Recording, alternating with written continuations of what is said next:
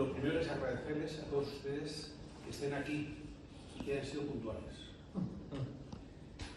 Tenemos con nosotros hoy a don Benigno Blanco, que va a hablarnos, hemos venido a escucharle, sobre un tema que a mí me parece que es actualmente es muy actual y es controvertido. Y por lo tanto es muy interesante. Don Benigno Blanco pues, es una de esas personas que basta con oír su nombre para ya que quede presentado. No obstante, cumpliendo con el protocolo, voy a decir algunas notas destacables de su biografía. Me ha dicho que resuma, pero es que no sé qué resumir, voy a leerlo todo, con tu permiso. Fue nombrado secretario de Estado por don José María Aznar en 2 de sus gobiernos, de Aguas y Costas del Ministerio de Medio Ambiente del 96 al 2000 y de Infraestructuras del Ministerio de Fomento de 2000 a 2004. Fue presidente de la Federación Española de Familias Numerosas, miembro del Comité Federal de la Federación Española de Asociaciones en Defensa de la Vida y de la Pontificia Academia Pro Vita. También ha sido presidente del Foro de la Familia hasta junio de 2015 y actualmente forma parte de su directiva. Es vicepresidente de la Fundación Red Madre, en cuya labor se refleja su compromiso con la defensa de los valores de la familia. Es miembro del patronato del Comité Ejecutivo de Fundación Más Familia, gestora del certificado Empresa Familiarmente Responsable. Está en posesión de la Gran Cruz de la Orden de Isabel la Católica, otorgada por el rey Juan Carlos I de España. Es miembro de la Real Sociedad Geográfica Española. En 2011 fue galardonado con el premio San Benedetto, que se otorga en Italia a personas e instituciones que destacan por su contribución a la construcción de una Europa comprometida con la tradición cristiana y humanista. También fue premio en la edición de 2005. Bueno, quería decir que también recibió este premio en 2005 el cardenal Ratzinger. Y actualmente, para terminar, se dedica a la asesoría de empresas españolas respecto a inversiones concesionales en infraestructuras y equipamientos fuera de España y es socio de un bufete de abogados Juris Family Office. Y finalmente afirma sentirse muy orgulloso de ser padre de 3 hijos y abuelo de 3 nietos. Don Benigno. Muchas gracias por estas amables palabras de presentación. Buenas tardes a todos. Está poco actualizado, porque de casi todo eso estoy jubilado y ahora soy abuelo de 5 niños ya. Dado que es mi título actual más honorífico, lo actualicé yo para que la gente tenga la información correcta, ¿no? Bien, cultura woke. Supongo que a todos nos suena más o menos, aunque solo sea por la actualidad política, sobre todo norteamericana, que existe algo llamado ideología o cultura woke, ¿no? De hecho, en las últimas elecciones presidenciales en Estados Unidos, en noviembre del año pasado, las que ganó Donald Trump, el tema de la postura de los candidatos respecto a la ideología woke fue muy determinante en el resultado de las elecciones. No fue solo un tema colateral o implícito en las candidaturas, sino que Trump hizo bandera expresa de que iba a derogar toda la traslación ideológica al derecho norteamericano de los postulados ideológicos de lo woke que había hecho el anterior gobierno de Kamala Harris y Joe Biden, y por contra Kamala Harris como candidata defendió los postulados woke. De hecho, Kamala ya desde sus orígenes políticos en California, hizo gala de ser, y eso la catapultó a la política, una adalid de todo el mundo cultural woke, ¿no? Digo este dato solo para ver que es un tema que, aunque suene un poco raro el término woke, luego explicaré lo que significa, es de la máxima actualidad política del mundo en un país que sigue siendo, queramos o no, la cabeza del imperio en el mundo, cabeza del imperio económico, militar, cultural, cinematográfico, etc. Y cuanto nos influye a todos, para bien o para mal, con las cosas que pasan ahí, ¿no? Woke significa en esencia, es por lo visto la palabra que se usaba en los barrios bajos de negros en California, y es una palabra que significa despierto, consciente, iluminado. Y se predicaba de aquellas personas de color negro, afroamericanos, dicen allí, que adquirían conciencia de que su negritud era su esencia de instalación en la vida, que más allá de las circunstancias personales, familiares, políticas, sociales de cada uno, el ser negro es lo que definía su identidad, ¿no? Pero el wokismo abarca un panorama ideológico mucho más amplio. Sus orígenes están, y creo que merece la pena mirar un poco la historia porque es como se entiende el presente, sus orígenes están en los años 60, comienzos de los 70 del siglo pasado, en Francia. Era un momento en que, esta es la madre de mi quinto nieto que va en su barriga en estos momentos. En aquellos años, los intelectuales de izquierdas de las universidades francesas y alemanas, pero sobre todo francesas más relevantes, eran personas formadas en clave marxista, porque es lo que estaba de moda en el pensamiento de izquierdos a mediados del siglo XX, ¿no? Pero, como gente preparada, empezó a darse cuenta de que era imposible defender el sistema soviético. A pesar de que todavía quedaban muchos años para que cayese el bloque comunista, se dieron cuenta de que era un fracaso tanto en términos de eficiencia económica, un sistema que no funcionaba, como en términos de defensa de las libertades y la dignidad humana. Y que más allá de los fervores revolucionarios iniciales, defender como proyecto de futuro el comunismo era imposible.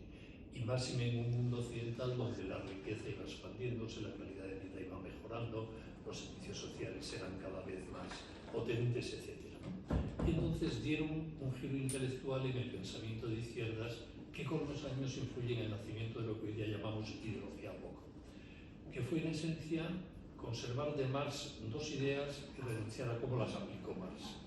Las dos ideas que conservan de Marx son que en las sociedades históricas concretas del mundo occidental al menos, todas las estructuras existentes son estructuras creadas por los poderosos para encubrir la radical opresión de los oprimidos en que consiste toda la cultura occidental. Por decirlo así, la religión, la cultura, la democracia, el liberalismo no son más que apariencias bonitas, aparentemente, pero que encubren cómo los ricos siguen oprimiendo a los oprimidos, a los pobres. Esto más lo llamó ahí, la prioridad de la sobreestructura sobre la infraestructura, ¿no? Y la segunda idea que conservan de Marx es que la función de los pensadores, de los filósofos, no es interpretar ni conocer el mundo, sino transformarlo. Marx decía que lo importante de la filosofía no es la teoría, sino la praxis, la vocación revolucionaria de cambio real. Se trata de conocer cómo funciona la sociedad para revolucionarla, para cambiarla. Esas dos ideas las conservan, pero renuncian a aplicar esas ideas a donde Marx las aplicó, que fue a las dinámicas económicas del capitalismo. Para Marx, la esencial opresión era los ricos, los ingleses, los capitalistas frente a los proletarios, los pobres, los trabajadores, ¿no? Y ellos se dan cuenta de que eso ya no se puede defender porque el intento de superar eso en el sistema comunista había fracasado. Por lo tanto, empieza una reelaboración del pensamiento marxista para aplicarlo a otro tipo de opresiones que detestan en el mundo occidental. Los pensadores básicos en esta línea, para que les suenen a ustedes por lo menos, son Michel Foucault, Derrida, Lacan, Lévi-Strauss, etc., ¿no? Empiezan a aplicarlo, por ejemplo, a las relaciones de los hombres con las mujeres. Ahí surge el feminismo del 68. El hombre es una clase opresora, el hombre entendido como el masculino es una clase opresora estructural que a lo largo de toda la historia ha oprimido a la mujer. Y aplican ese esquema de lucha de clases, oprimidas mujeres, opresores hombres, a la interpretación de las relaciones entre hombres y mujeres en la sociedad acelerada de la revolución sexual, la descalificación del matrimonio como una institución presuntamente inventada por los hombres para esclavizar a las mujeres a su servicio, etcétera, etcétera. Lo aplican también, poco después, sobre todo Michel Foucault, que era homosexual y hacía gala de ello, a las relaciones entre los heterosexuales como clase opresora histórica frente a los que hoy llamamos, entonces no se utilizaba esta terminología, LGTBIs, lesbianas, gays, bisexuales, transexuales, etc. Estos intelectuales, casi todos, fueron trasladados a las universidades americanas para dar clases ahí. Y en Estados Unidos es donde se va convirtiendo este planteamiento muy teórico en ideología política. Y en concreto, donde alcanza una mayor presencia pública es cuando se aplica al racismo. Porque el racismo respecto a los negros, en concreto, en la sociedad norteamericana, es un problema real, histórico, atávico y no superado todavía hoy día. Tan grave que dio lugar a la única guerra civil que ha conocido Estados Unidos a mediados del siglo XIX. Y se aplica bajo el nombre de teoría crítica de la raza a las relaciones entre negros y blancos. Los blancos son la clase opresora, los negros la clase media. Como ven ustedes, es un análisis de clases, de relaciones de opresión ocultas bajo los dinamismos aparentes de las sociedades libres que se puede aplicar a cualesquiera colectivos donde se puede identificar con fundamento o sin él que hay unos poderosos y hay unos oprimidos. Entonces, según esta forma de pensar, por decirlo así, visto desde el punto de vista de los oprimidos, las mujeres frente a los hombres, los LGTBI frente a los heterosexuales, los negros frente a los blancos, la esencia del oprimido es ser oprimido. No es una persona de una sociedad democrática que esté en mala situación en una relación cultural, económica, del tipo que sea, sino que su esencia, su identidad humana es ser un oprimido. Y por lo tanto, su razón de ser democrática es luchar contra la opresión, convertirse en un revolucionario. Esto es estrictamente lo que se llama la cultura woke. La adquisición por parte de esos grupos presunta o realmente oprimidos de una conciencia identitaria, se habla también de políticas de identidad para referirse al wokismo, una conciencia identitaria de que la propia esencia es ser oprimido y que por lo tanto el oprimido solo comparte criterios, motivos de lucha, de presencia pública culturales con los que sufren su misma opresión. Porque solo, dicen los autores wokistas, el que sufre una opresión es capaz de entenderla y saber lo que significa en términos de sufrimiento personal. Solo un negro, nos dicen, puede saber lo que es ser negro en una sociedad mayoritariamente blanca. Solo una mujer puede saber y entender lo que consiste vivir en una relación dominada por los hombres. Solo un LGTBI puede entender lo que significa ser una minoría sexual en una sociedad mayoritariamente heterosexual. Y por lo tanto, la conciencia del miembro del grupo oprimido lo hace tener en común todo con los que comparten su razón de opresión y no tener nada en común con los que son sus opresores. Por poner el ejemplo en Estados Unidos, donde esto cuajó inicialmente, que es el tema del racismo, los negros, por ser negros, son oprimidos. Al margen de que puedan ser ricos, intelectualmente poderosos, políticamente relevantes, da lo mismo. Un negro, por definición, está oprimido. Y un blanco, por definición, es un opresor. Aunque sea una buena persona, pues esto no va de conductas morales o de criterios éticos personales, va de una estructura de poder que imbuye e influye en toda la construcción de las dinámicas sociales. Por lo tanto, está más allá de la voluntad de las personas. Y por eso, para los negros en Estados Unidos, en concreto el wokismo se ha identificado como una nueva lucha antirracista que paso a explicar porque creo que es muy significativa. En los años 60 del siglo pasado, a la vez que se daba esta revolución intelectual en las universidades francesas a las que he hecho referencia, en Estados Unidos se puso en marcha y llegó a tener un cierto poder político lo que se llamaba el movimiento de los derechos civiles, personificado en la lucha por parte de los negros para conseguir los mismos derechos que los blancos. El líder del movimiento antirracista en Estados Unidos fue Martin Luther King, que les sonará a ustedes, que en una frase que repetía mucho decía: sueño con una sociedad norteamericana en que mi hijo, un negro por lo tanto, pueda hablar mirando a los ojos al hijo de un blanco sin que mi hijo tenga que tener en cuenta el color de la piel del blanco ni el blanco tenga en cuenta el color de la piel del negro. O sea, donde el color de la piel sea indiferente y nos valoremos como personas. Ese era el ideal de la lucha de los derechos civiles en aquella época, ¿no? Era la época en que se reivindicaba que los negros puedan ir en las mismas zonas de los autobuses y de los trenes que los blancos, que los negros puedan acceder a los mismos puestos de trabajo, escolares, universitarios, que los blancos, etcétera, etcétera. Y lo fueron consiguiendo mayoritariamente, ¿no? Pues bien, la teoría crítica de la raza, el wokismo aplicado a la raza hoy día en Estados Unidos, dice que esa postura de Martin Luther King es una traición a los negros, que hay que abandonarla, porque eso es imposible. Los negros siempre serán oprimidos y los blancos opresores. Tanto pretender esa igualdad es tirar salvas al cielo, no sirve para nada. Y que lo que hay que hacer ahora es decir que los negros somos negros y los blancos tienen que tratarnos como negros. No cabe el daltonismo de color de piel, dicen. Y se trata de que los blancos nos reconozcan como oprimidos históricos y estructurales y por lo tanto nos den un estatuto jurídico como negros que nos den los privilegios superiores a los que tienen los blancos. Porque solo pasando a ser nosotros ahora superiores en situación económica, académica, de derechos, etc., podremos revertir la situación histórica de que los blancos tenían más poder que nosotros. Y que por lo tanto se acabó lo de considerar a las personas indiferentes según el color de su piel. Al revés, hay que identificarnos por el color de nuestra piel. Los blancos deben pedir perdón y arrepentirse de su blanquitud, este no se usa allí así oficialmente, porque la blanquitud es expresión innata y constitutiva del carácter opresivo de los blancos. Y lo que deben hacer es darnos a los negros unos privilegios sociales para con el tiempo reequilibrar la situación histórica de superioridad de los blancos sobre los negros. Por ejemplo, hay muchas universidades americanas hoy ya donde a petición de los negros, no de los blancos, hay espacios solo para negros, residencias solo para negros, donde no pueden dormir los blancos, colegios mayores, diríamos aquí, sitios de estudio, de ocio, de deporte solo para negros. Se suponía hace un siglo o dos que esto era lo que hacían los blancos cuando discriminaban a los negros, dejar espacios solo para ellos donde los blancos no querían entrar. Ahora es al revés.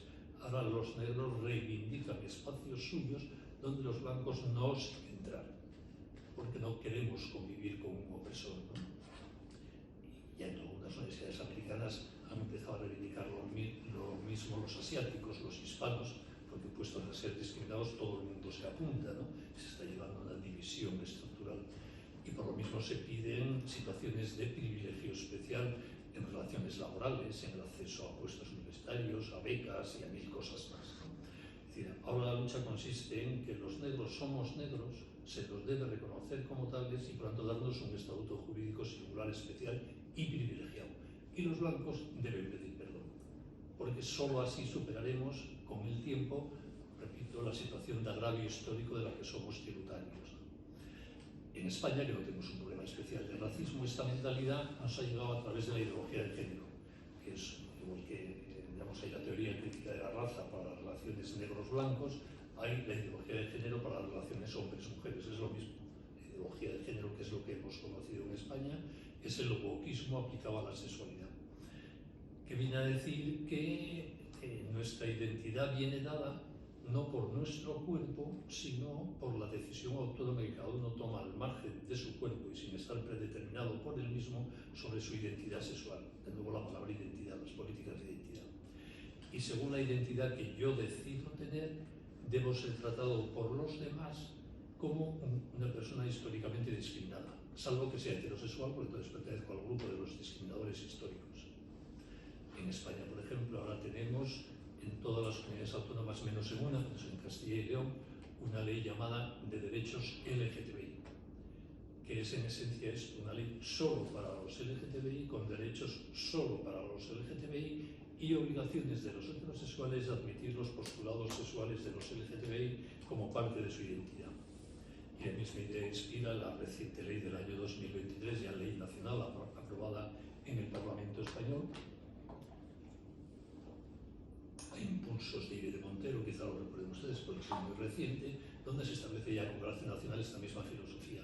Los LGTBI, autodefinidos así, tienen derecho a un estatus jurídico distinto y privilegiado respecto a los heterosexuales, porque como son miembros de un grupo históricamente oprimido, solo mediante ese privilegio, esa imposición sobre los demás, pueden, según esta concepción, superar con el tiempo la situación de agravio histórico a que les hemos sometido los heterosexuales. En cada país la ideología woke se aplica según los problemas concretos o las discriminaciones históricas de ese país. Por ejemplo, este planteamiento exportado desde Estados Unidos tiene mucha relevancia hoy día en América Latina. Lo que se llama el socialismo bolivariano, el socialismo del siglo XXI, que es el que gobierna en estos momentos en Venezuela, en Colombia, en Bolivia, en Perú y en Chile, está inspirado en esta misma idea, pero aplicada a la relación de los pueblos indígenas con los colonizadores blancos hispanos del siglo XVI. Se supone que todo lo que tenga que ver con la cultura católica y europea de los colonizadores hispanos es el grupo opresor, y todo lo que tenga que ver con las raíces atávicas de los pueblos indígenas es el grupo oprimido. Y por eso este socialismo latinoamericano del siglo XXI tiene una connotación, por ejemplo, muy laicista y anticatólica, porque se identifica lo católico con lo colonizador hispano del siglo XVI-XVII. Como veis, tiene una adaptación según los países y problemas que se plantean distintas, pero el esquema sigue siendo el mismo, ¿no? Los pensadores más radicales del mundo woke, porque todo este mundillo que se ha ido creando en las universidades americanas desde los años 90, a influencia de estos pensadores franceses hasta ahora, se ha ido trasladando en movilización social que ha impregnado profundamente al Partido Demócrata desde Obama prácticamente hasta la actualidad. Como os decía, Kamala era la expresión máxima de las, ya podríamos llamarlo así, la sección woke del Partido Demócrata. Algunos conceptos que merece la pena tener en cuenta porque se oyen por ahí. Por ejemplo, el de interseccionalidad. Con el planteamiento woke, pertenecer a un grupo históricamente oprimido te convierte en víctima estructural. Y el victimismo se convierte en un título de orgullo político, porque da derechos especiales. Por tanto, hay como una carrera para ser víctima. Cuanto más víctima eres presuntamente, más derechos tienes derecho a reclamar, ¿no? Y aparece en el mundo de los negros, a través de una pensadora que se llama Czesław, negra, mujer y lesbiana, el concepto de interseccionalidad, que es la idea de que una persona concreta puede reunir en sí misma la condición de víctima por varios títulos. Por ejemplo, dice la autora, si yo soy negra, lesbiana y mujer, soy víctima por los 3 títulos. Por tanto, soy supervíctima, ¿no? Por decirlo así, y tengo derecho a más derechos todavía, ¿no?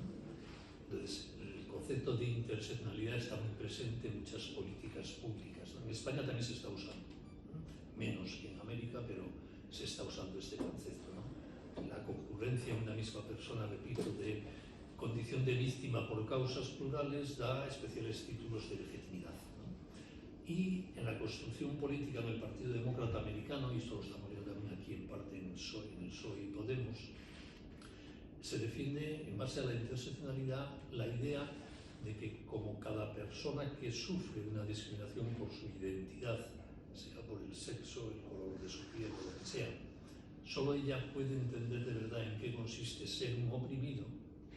En el movimiento político, cada grupo identitario debe definir su agenda política y los demás grupos identitarios deben apoyar la agenda política de ese grupo.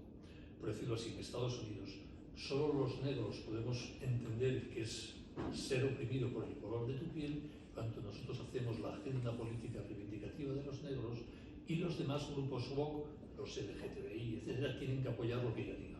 Y yo a cambio apoyaré la agenda de género que digan los LGTBI, o la de los indígenas o de quien toque. Con lo cual, y eso ha sido el Partido Demócrata en los últimos años, como una suma de distintos grupos con agendas políticas parciales y distintas, que por respeto al planteamiento woke todos deben apoyar a todos, pero con la agenda que define cada grupo para sí mismo. Con lo cual se va generando una dinámica de pedir cada vez más cada grupo para tener más peso, más personalidad, más fuerza, etc., ¿no? Esto ha llegado a tal nivel en Estados Unidos en concreto, y en España hay manifestaciones de ello, que la parte de la población que no se siente identificada con este planteamiento se ha visto históricamente marginada de la política. O sea, las personas que sean pobres o ricas, blancas o negras, mujeres o hombres, heterosexuales o homosexuales, pero que no comparten que su identidad es solo eso, cada vez se han visto más abandonadas por los políticos del Partido Demócrata. Y esa es la línea que ha explotado sobre todo Donald Trump en las últimas elecciones, haciéndose el portavoz de esa masa indiferenciada de americanos que, más allá, repito, de sus características personales, consideran que ellos son ciudadanos americanos y tienen problemas de hambre, de trabajo, de cultura, de sus hijos, de su matrimonio, pero no tiene eso que ver nada con su color, ni con su orientación sexual, ni con nada, ¿no? Y esto es importante porque hay muchos teóricos de la política, en Estados Unidos y en España también, pero en Estados Unidos todo esto está mucho más bien muy fuerte y radical, ¿no? Que están preocupados por la implantación social y política de la ideología woke porque la ven como un peligro que puede acabar con la democracia. Y yo comparto esa idea, porque las modernas sociedades liberales y democráticas se basan en una idea de vieja raigambre cristiana, una cultura occidental, que es la idea de que todos los seres humanos tenemos los mismos derechos y la misma dignidad, seamos hombres o mujeres, blancos o negros, ricos o pobres, y gustenos sexualmente lo que nos guste. Esa idea de un hombre en voto, todos somos iguales, y luego efectivamente hay situaciones muy distintas, pero sobre la base de una igualdad compartida, ¿no? Pues esa idea de la igual dignidad y la igualdad compartida, el movimiento woke acaba con ella. Porque si yo soy negro, solo soy idéntico de verdad a los negros. Los demás me son indiferentes, como poco. Y como muchos son los opresores, los blancos. El prototipo del opresor es el hombre blanco heterosexual. Y el rico ya no te digo nada. Ese no tiene remedio.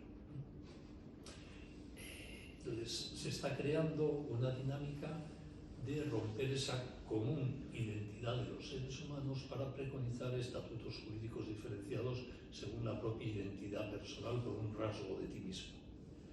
Y pronto ya no tendremos los mismos derechos ni compartimos casi nada, no tenemos nada en común, ¿no?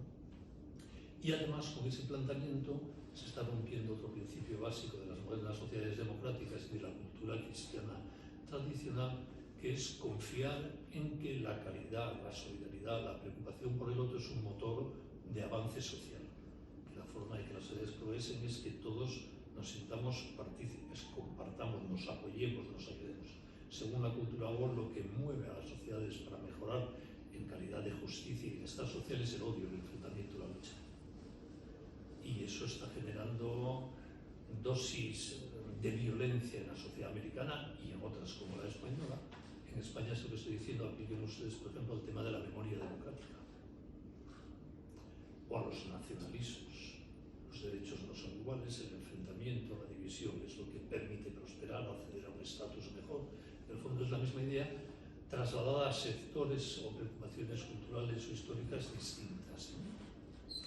Por lo tanto, hay un riesgo objetivo para la democracia que está provocando enfrentamientos serios y que explica el brutal radicalismo que se vive ahora en la sociedad americana. No voy a juzgar aquí a Donald Trump, pero es fruto también de este enfrentamiento. Es el líder de grupos que se consideran más incompatibles entre sí por los planteamientos de base en los que se parte. En España vemos también, alrededor de las políticas de género, enfrentamientos muy fuertes y muy serios. Que repito, el género es aquí lo woke, mientras que en Estados Unidos donde más manifiesto es en el tema racista y luego en los temas de género y feministas. Esa idea tan woke de que según cuál sea tu identidad, así deben ser tus derechos, por ejemplo en España se ha implantado también a través de la ley de violencia de género. Como los hombres son opresores, tienen que tener derechos distintos de las mujeres. Y de ahí dimana, por ejemplo, el tema de que por un mismo delito, si lo comete un hombre, la pena es mayor que si comete ese mismo delito una mujer.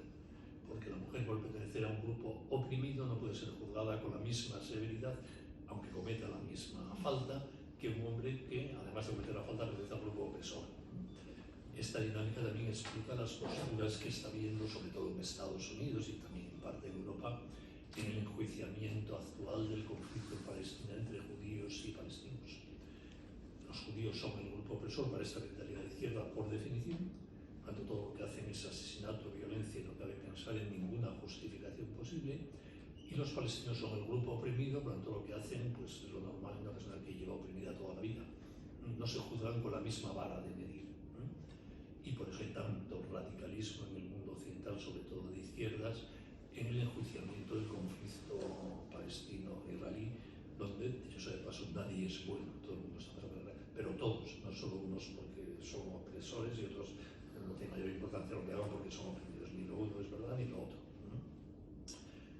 Pero se ve cómo el planteamiento va influyendo en cómo enjuiciamos la realidad, en cómo en medios de comunicación, en las dinámicas políticas, etcétera, se está enjuiciando todo ya en esta clave. Por ejemplo, en Estados Unidos ha habido mucha polémica estos 2 últimos años a raíz del conflicto de Gaza en las universidades, porque mayoritariamente los estudiantes de las universidades que están muy ideologizadas en clave woke se han puesto al lado de los palestinos hasta el punto de impedir cualquier intervención de un pro-judío o de alguien que quiera representar o explicar en una clase, en una conferencia, la acción del Estado judío. Y eso ha provocado que muchos financiadores de las universidades de élite norteamericanas que son judíos hayan retirado su financiación a las universidades. Y claro, cuando se toca el dinero, todo se para. Y tengo que demitir ya 2 rectoras de las 5 universidades de élite porque se ha cortado la financiación por el ambiente pro-palestino que reinaba en los campus, ¿no? Todo esto es una forma de pensar que más allá del conflicto concreto que se teorizó, va influyendo en cómo miras el mundo, ¿no? En el fondo, en lo woke hay una reacción profunda frente a toda la cultura occidental. Parece que toda la cultura occidental, incluyendo la religión cristiana, es pagana. Fue un invento para justificar opresiones. La propia democracia lo es también, el capitalismo lo es. Y por lo tanto se está convirtiendo en una revuelta, de hecho hay varios libros ya publicados con este título, anti-occidental, se llama ya el anti-occidentalismo. Toda la cultura occidental debe ser revisada y puesta en cuestión, ¿no? De aquí surge también, por ejemplo, la llamada cultura de la cancelación, que es una expresión política de la cultura woke. Como todo lo histórico es encubridor y causante de la opresión, debe ser borrado de la memoria. De ahí viene el derribar estatuas, el quitar nombres de las calles, el cancelar, impedir hablar, revisar libros históricos, cuentos, novelas, películas, porque no hacen más que representar esta cultura opresiva en la que hemos vivido siempre y de la que estamos despertando en estos momentos, ¿no? Esto, por ejemplo, lo vemos en América Latina con derribar las estatuas de Colón, de Isabel la Católica, porque son el colonialismo opresor puro y duro, ¿no? En las universidades americanas de humanidades, donde se ha prohibido oficialmente por el claustro estudiar y tener disponibles las obras de Aristóteles y de Platón, porque son un prototipo de hombre blanco heterosexual. Todo su pensamiento queda cancelado, ¿no? Películas, cuentos. Hace menos de un mes me ha llegado una polémica que hay, no me acuerdo qué instituto de un pueblo del sur de Estados Unidos, porque el claustro se ha empeñado en suprimir de la biblioteca el cuento de la Bella Durmiente, porque el beso final con el que el príncipe despierta a la princesa es un beso inconsentido, cuando es un libro pornográfico. Y lo mismo se está aplicando, lo saben ustedes, a las series de dibujos animados de Disney, a películas y a todo. Por una parte tienen que aparecer obligatoriamente personajes de los grupos oprimidos, que aparecen heterosexuales, homosexuales, negros, hispanos, etc.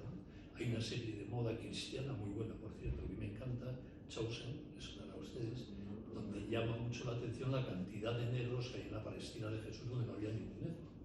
Y eso no es por racismo, es que eran judíos. Y sin embargo, hoy día para hacer en Estados Unidos algo incluso muy bien pensado, hay buena atención, hay que poner negros por todos lados, porque es que si no, las acusaciones de discriminación y de racismo serían continuas, ¿no? Como vemos, esto va afectando, por lo menos de momento, a todos los sectores, ¿no? ¿Cómo llega a ser importante en la sociedad americana los planteamientos woke? Influencia de estos intelectuales franceses que se trasladan a universidades americanas y empiezan a formar, desde los años 80, 90 y primera década del 2000, a los niños que estudian en las universidades de élite americanas, que como saben ustedes son universidades de élite de verdad. Son carísimas y ayudan a los hijos de las familias bien, que son los que luego van a mandar en la sociedad. Por tanto, desde la primera década del siglo XX van saliendo las universidades americanas los que luego se convierten en los líderes sociales, gente que piensa con estas cosas. A lo mejor son gente riquísima, en posiciones de privilegio en las empresas, en Wall Street y en Silicon Valley, pero se apuntan a estas luchas sociales porque creen que eso es lo que moralmente les legitima. Es una manera que no te complica la vida, pero que te convierte en un progre ante la sociedad americana, ¿no? Y por eso los guionistas de Hollywood, los responsables de contenidos de Disney, los gestores de las grandes tecnológicas están formados así de bien. No hay que pensar que es gente mala que quiere hacer daño, alguno habrá, pero es que les han formado así. Y además, entre la primera y la segunda década del siglo XXI, o sea, ayer, se ha producido un cambio generacional muy importante en el mundo económico y cultural americano, coincidente con la introducción de las nuevas tecnologías y la globalización, que ha hecho que toda una generación esté siendo sustituida en la práctica por gente joven que está más preparada para este mundo, porque ya lo tecnológico forma parte de cualquier trabajo, ¿no?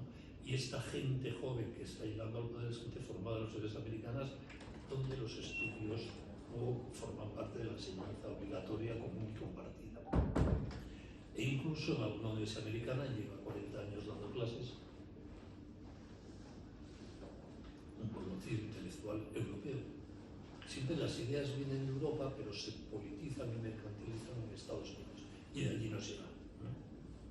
Un conocido filósofo alemán, Herbert Marcuse, que tiene un libro llamado La tolerancia represiva, donde justifica expresamente en una sociedad democrática como la americana el uso de la violencia por parte de los integrantes de grupos oprimidos, porque según él la violencia es la única forma de reequilibrar las relaciones de poder en la sociedad americana. Por decirlo así, defiende que teóricamente todos, oprimidos y opresores, tenemos los mismos derechos, pero en la práctica los opresores tienen los medios para ejercitar sus derechos y los oprimidos no los tienen. Por tanto, la única manera de igualar la lucha social es que los oprimidos puedan usar la violencia. De ahí nace parte de la cultura de la cancelación. Podemos derribar los símbolos culturales de los oprimidos, esa práctica tan común en las universidades americanas y muchas veces en las españolas, de no dejar hablar a quienes representan el pensamiento no woke, porque se supone que como hablan en nombre de los opresores no tienen derecho a hablar, sino podemos prohibirles hablar, suprimir y censurar libros, guiones de cine, etc., porque hay una legitimidad de negar los derechos sociales a quienes representan a los opresores. Esto en España también está muy presente en las leyes de género. Las leyes de género, como saben ustedes, las vigentes en España, el Estado hace suya la visión de la sexualidad propia de la ideología de género y nos obliga a todos a admitirla como obligatoria en la terminología que se usa, en la enseñanza que se da en la escuela. Porque los opresores, defensores de la visión de la sexualidad clásica del cristianismo, no tienen un derecho a expresarse, a hablar, por supuesto, en lugar como el que tenemos los que representamos a los oprimidos. En cada país, repito, las cosas se manifiestan de una manera o de otra, pero el planteamiento intelectual de fondo es el mismo, ¿no? La legislación de memoria democrática en España es lo mismo que la cultura de la cancelación en Estados Unidos, dicho de otra manera y aplicado a la realidad histórica de España, pero el planteamiento es un poco lo mismo, ¿no? Los fascistas que han tenido el poder no tienen derecho a reivindicar su historia como tenemos los que hemos sido represaliados, oprimidos y fusilados, simplificando mucho, ¿no? Los derechos ya no son comunes, sino que dependen del grupo identitario al que pertenezcas. De las universidades americanas, como os decía, toda una nueva generación que se incorpora a la política, a la economía, a las empresas, a Hollywood, etc., está muy unida a esta forma de pensar. ¿Y cómo nos llega al resto del mundo? A través de las empresas tecnológicas. Los grandes difusores mundiales del wokeismo han sido en estos últimos años Google, Apple, Amazon, etc.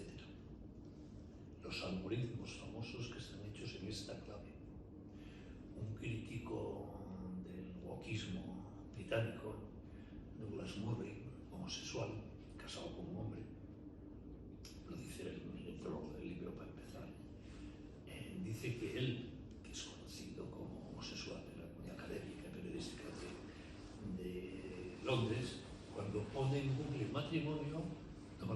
exacta, pero le salen como 200 enlaces de matrimonio homosexual. Y luego ya en el 200 y pico aparece alguno heterosexual. Porque Google te da lo que cree que es lo progre y lo que a ti te va a gustar. Él mismo lo dice para denunciar él como homosexual y casado, pero denuncia que el matrimonio no es eso. Que no te podía por lo menos aparecer un poco más variado los ejemplos que te ofrece Google, ¿no? Entonces, son las tecnológicas las que nos han transmitido, las que han creado el manejo de las redes, ¿no? En las censuras que introducen los planteamientos woke a todo el mundo. Y por eso a mí, en estos momentos, pase lo que pase con la revolución anti-woke que lidera el señor Trump, sí me parece un signo de esperanza que las grandes tecnológicas americanas en este tema, en el último año, en los últimos meses, hayan pegado un giro importante. Hay gente que lo atribuye a congraciarse con Trump, puede ser un factor, ¿no? Pero también se debe a un hartazgo de la sociedad americana, y de hecho muchas de ellas ya empezaron a renunciar a las políticas woke antes de que Trump ganase las elecciones, porque el mismo movimiento social que ha llevado el voto a Trump ya lo estaban notando ellos en el mercado, como que no ayudaba ya a ganar clientes el ir de progre woke por la vida, ¿no? Y empresas como Apple, como Google, redes como X, como Instagram, etcétera, ya renunciaron a sus políticas de diversidad, y empresas como Coca-Cola, como las cafeterías, estas como se llaman, y muchas más, han renunciado oficialmente a las llamadas políticas de diversidad e identidad, que es como se definen allí, en sus políticas de personal, de admisión de gente, de proveedores, etcétera, ¿no? Y yo creo que ese cambio en el mundo económico americano sí nos va a influir mucho más que Trump en la práctica, en cómo nos dejan de llegarnos los mensajes woke de forma tan aplastante y por todos los lados. Porque, repito, llegan desde los dibujos de las películas de dibujos de Disney hasta la propaganda o la publicidad de Coca-Cola, ¿no? Y por todos los lados. Y eso parece que está cambiando, por lo menos de momento, claramente, ¿no? Lo cual no significa que lo que venga después sea mejor, ¿no? Pero esto sí parece que estamos llegando a un cierto tope. Pero en España todo este mundillo mental lo vemos en los institutos, ¿no? Y por eso creo que compensa conocerlo un poquillo para hacer un diagnóstico más o menos preciso del mundo en que vivimos, cara a nosotros mismos, a la educación de los que queremos, sobre todo de los más jóvenes, que son los más influenciables, ¿no? Más allá de la política, de la economía, de la cultura, del cine, ¿no? ¿Por qué es preocupante? Por lo menos para mí, todo este mundillo woke. Pues es sobre todo preocupante porque creo que es una expresión de cómo hay mucha gente que está sufriendo hoy día. El otro día leí en un libro de un americano, dos americanos, que se llama Políticas Cínicas, que habla de las políticas woke. Una frase que me pareció muy expresiva, dice: hemos pasado del yo pienso, luego existo, de Descartes, al yo sufro, luego existo, de los woke. El sufrimiento personal, el tener dudas sobre la propia identidad, el sentirse desarraigado de todo, es lo que está detrás del movimiento woke. Normalmente las ideologías modernas se basan en denuncias justas y reales. El marxismo, por ejemplo, cuando es formulado por Marx en el siglo XIX, hace una denuncia de lo más justa de la situación de los proletarios en el primer capitalismo manchesteriano, que era de absoluto escándalo. Niños y mujeres trabajando en las minas 16 horas al día y por salarios de hambre. Es esa misma preocupación y denuncia de esa situación es la que llevó a la doctrina social de la Iglesia a aparecer. León XIII empezó a denunciar lo mismo, no en clave marxista, obviamente. Si Marx hubiese denunciado la opresión de los lirios por los perales, seguro que su filosofía no hubiese tenido ningún éxito, porque no es verdad. Los perales no oprimen a los lirios. Pero como denunció algo que clamaba al cielo, mucha gente se enganchó a su mensaje por una sana preocupación moral. ¿Qué problema tuvo el marxismo? El mismo que tiene hoy la ideología woke, que denuncian problemas reales, pero con un diagnóstico falso. Y por lo tanto sus propuestas hacen todavía más daño que el problema que denuncian. El marxismo no ha ayudado a superar los problemas del proletariado del primer capitalismo, sino que creó la mayor dictadura que ha conocido la historia de la humanidad. Y sin embargo, esos problemas del proletariado y capitalismo los ha resuelto mejor o peor el propio capitalismo. Por lo tanto, el que se denuncie un problema real engancha a una persona con sensibilidad moral, pero si el diagnóstico que se hace es erróneo, la solución puede ser mucho peor que el problema que denunciabas. Y eso le está pasando al wokeismo. ¿Ha existido discriminación de la mujer por el varón? Siempre y en todas las sociedades, obviamente, ¿no? ¿La estamos superando? Sí, gracias a Dios, aunque todavía queda, como en todo, cosas por hacer. ¿Ha habido discriminación de homosexuales y transexuales? Por supuesto, siempre. Y también lo estamos llegando a superar. ¿Los negros han estado discriminados respecto a los blancos en Estados Unidos? Por supuesto. O sea que los títulos de opresión que el wokeismo denuncia son ciertos, pero sus soluciones son tan falsas y malas como las demás, porque hacen mal diagnóstico. Porque no es verdad que nadie consista en su negritud ni en su blanquitud, y que nadie consista en su feminidad o en su masculinidad, ni que nadie venga definido por con quien le gusta acostarse por las noches. Todo eso es muy importante, pero es una parte de la persona. Y de ese conjunto personal mucho más rico que cualquier rasgo identitario parcial es de lo que el wokeismo se olvida y absolutiza un solo rasgo de la persona. Y no tiene en cuenta el inmenso valor moral y político de la libertad personal. De que una persona sea hombre, mujer, blanco, negro, heterosexual, homosexual, puede defender ideales de justicia y comprometerse con los demás, aunque tengan un color de piel distinto del suyo. Eso para el wokeismo es imposible.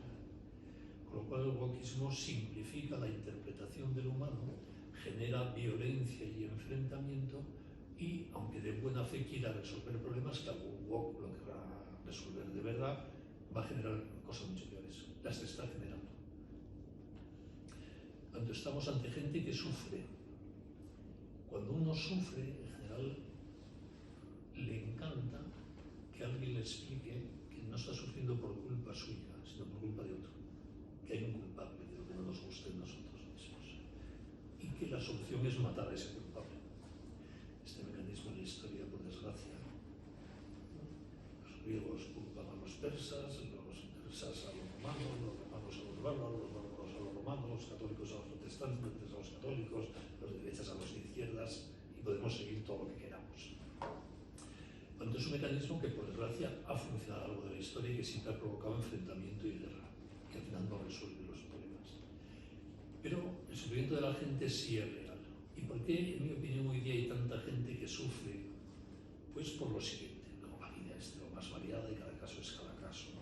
Pero creo que esto merece la pena tenerlo en cuenta.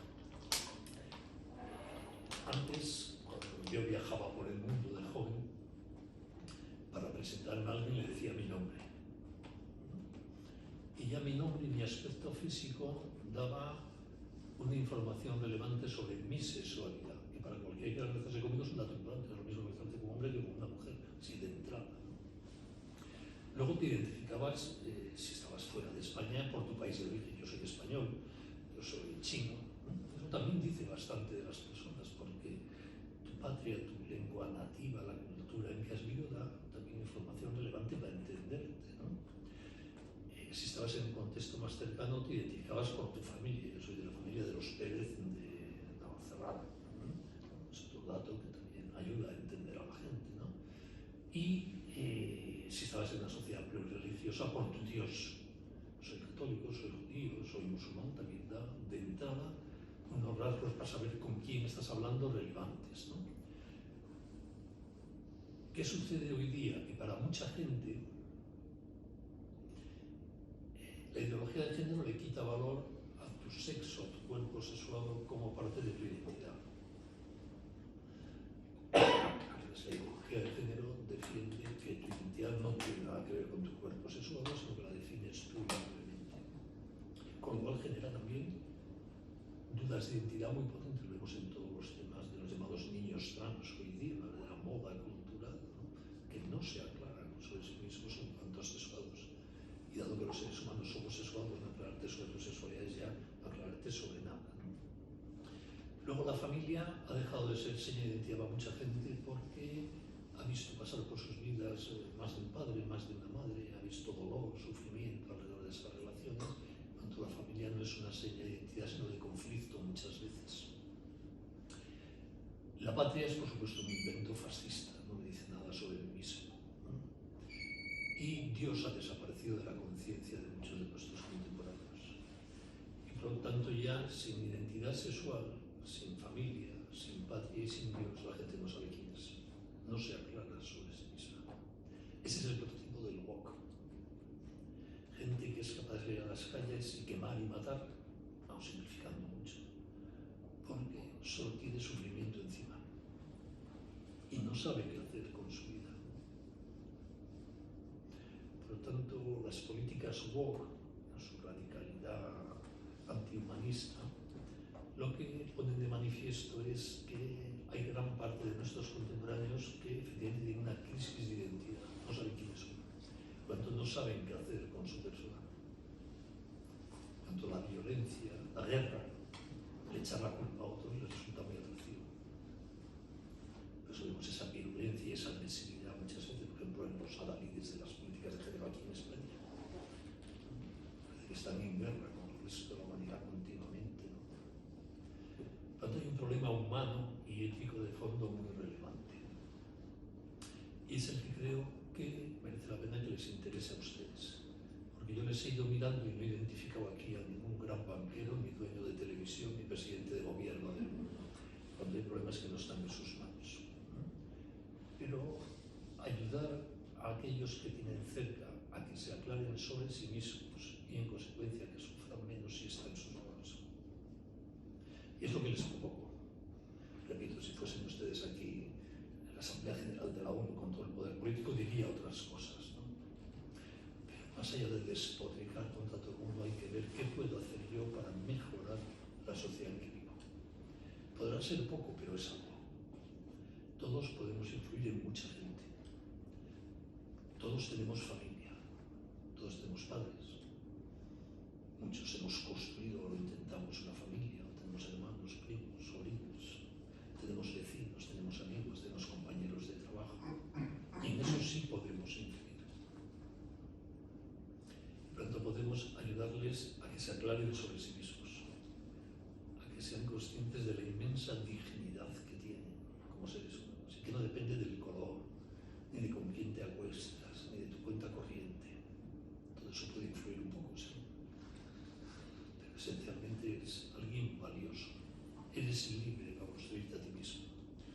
Y hay un ideal de ser humano que es el que la civilización occidental ha ido entendiendo poco a poco, que llamamos el hombre virtuoso, que merece la pena. Y que con esos criterios sobre el bien y sobre el mal es como merece la pena educar a las nuevas generaciones. Porque podemos tener criterios sobre el bien y sobre el mal, distinguir con certeza lo que merece la pena y lo que no merece la pena, lo que es valioso y lo que no es valioso. Y que como somos libres podemos intentar poner nuestra vida al servicio de eso que hemos identificado como valioso y por contra intentar alejar de nosotros lo que hemos identificado como malo o no valioso. Y que así se es feliz además. Así no se sufre. Así se puede pasar mal, por pobreza, por falta de trabajo, de acuerdo. Pero puede haber una paz interior que es estar a gusto contigo mismo porque intentas ser bueno y que eso merece la pena. Y que en consecuencia una propuesta humanista como la que defendió históricamente el cristianismo no es una ideología más, una opción política, es un proyecto de ser humano feliz que merece la pena. Y eso es lo que mucha de esta gente que sufre a nuestro alrededor, como los woke, no saben. Y no lo saben no porque sean malos, sino porque nadie se lo contó. Porque se ha roto la cadena de transmisión de la vieja sabiduría humanista sobre el hombre propia de la vieja civilización cristiana, que vale para los cristianos y para los no cristianos. El Papa Benedicto XVI, que era muy listo, como saben ustedes, defendió en varios discursos apolíticos, por ejemplo, del Parlamento Europeo, una idea que me encanta. Decía que la civilización moderna se ha construido en Europa en concreto con un lema, que él lo decía en latín porque es conocido, la historia del pensamiento en latín, ex si Deus non daretur, como si Dios no existiese.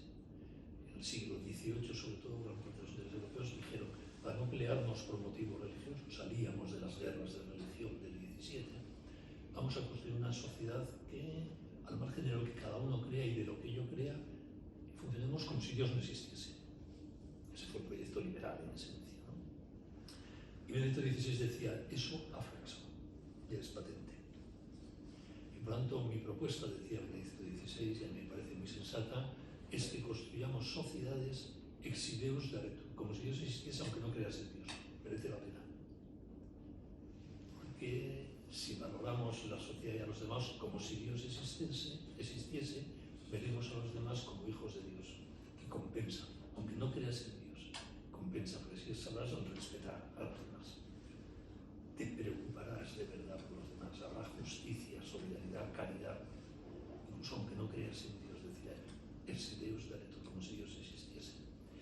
Y yo les propongo a ustedes que traten a los demás, que eduquen a sus hijos, a sus nietos, ese Deus daretur, como si Dios existiese.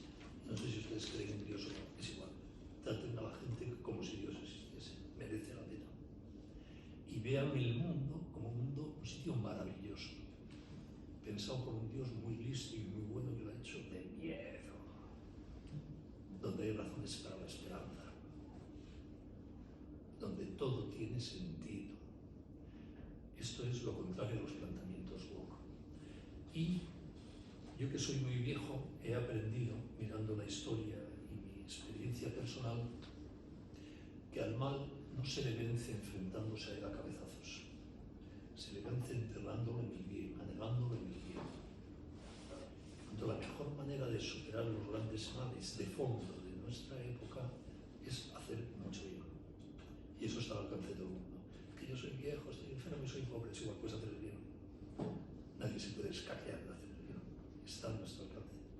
Y merece la pena. Y es una fuerza revolucionaria.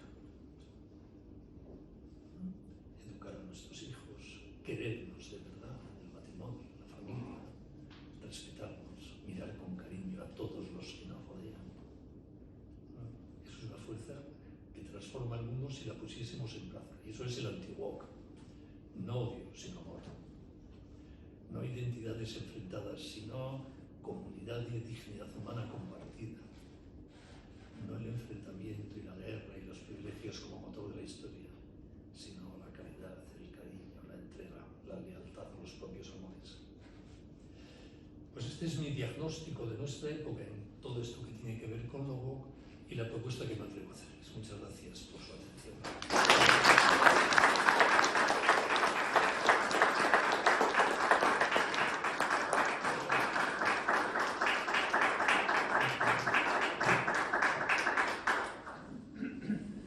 Muchas gracias, Benigno. Discúlpame que te cambie el micrófono, este tiene el cable más largo. Por si alguien de la audiencia quiere iniciar el coloquio y hacer alguna pregunta o comentario o compartir algo que vi. Sí. Yo te iba a preguntar si el indigenismo este radical que ha tirado las estatuas de Colón, las estatuas de Fray Junípero Serra, que ahora descubre que los malos de la película eran los conquistadores que fueron allí y oprimieron a los indios, etc. Pues al revés, Fray Junípero Serra defendió a los indios, etc., ¿no? Y hace unos días se reunieron aquí un descendiente de Jerónimo, un descendiente de Moctezuma, y echaron por tierra todas esas bobadas, ¿no? Entonces, si te parece que es también parte de esa, quizá venía de antes, si se ha nutrido con esa ideología woke y ha sido ese estallido, y qué te parece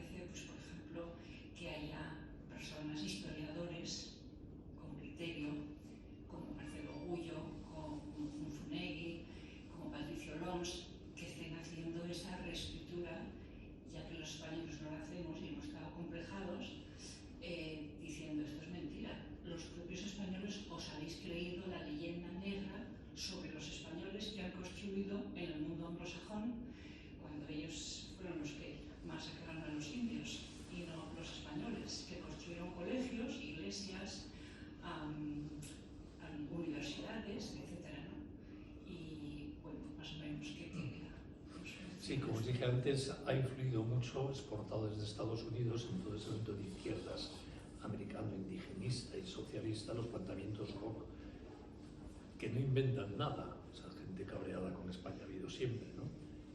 Como negros cabreados con blancos en Estados Unidos, ¿no? Normalmente la historia humana está llena de matices. Ni todos los colonizadores blancos eran unos santos dignos de altar, como es evidente, ni todos los hispanos que fueron a América fueron a explotar y a masacrar a indígenas, hay de todo, ¿no? Y yo creo que es muy bueno, cuanto menos carácter bélico y de enfrentamiento se dé a las interpretaciones históricas, mejor. Porque todos los pueblos, como todas las personas, cometemos errores y hacemos cosas bien. Por lo tanto, ni vernos como santos que encarnamos el bien y no hemos hecho nada mal, ni vernos como estructuralmente malvados y irrespetuosos con los derechos humanos, ¿no? Cuando yo creo que, lo digo porque alguno de los autores que has citado me parece que hace también parcialidad profunda en defensa de los españoles. Pero bueno, es una opinión personal, ¿no? Normalmente los enfrentamientos generan que nos radicalicemos, cada uno en su postura, ¿no? Y yo creo que es bueno no tener la humildad de reconocer que todos cometemos errores, todas las naciones las han cometido, casi todas las situaciones históricas, por positivas que sean en su balance final, han provocado injusticias, el capitalismo, el liberalismo, la Iglesia Católica, la colonización hispana en América, etc. Y a la vez que en general malos a rajatabla en la historia tampoco hay tantos, algunos hay, ¿no? Pero tampoco hay tantos, ¿no? Porque así podemos ver, es lo mismo que se supone que hacemos al enjuiciar a los demás en la vida real. Yo miro a mi alrededor y gente buena, sin límite ninguno de bondad, poco rocío, por ejemplo, pero pocas excepciones así. No, la gente es como yo, hace algunas cosas bien, algunas no tan bien, a veces se equivoca, a veces acierta, a veces es poco constante en perseguir lo que sabe que tiene que perseguir y otras veces puede ser incluso heroico y sí, es así. Y en las historias de los pueblos pasa lo mismo. Pero sí, luego que está generando un radicalismo en todos los temas que toca, sea judíos, palestinos, indígenas frente a hispanos, blancos frente a negros y todo lo que, a todo sitio donde se hace el análisis pertinente, ¿no? Es un fenómeno muy occidental, ¿no? Es de revuelta occidental contra lo occidental. Esto está llegando de manera muy laminada a otras zonas del mundo en conflictos muy concretos, ¿no? Pero es un pecado del occidente viejo que se revuelve contra sí mismo y sus raíces. Sí.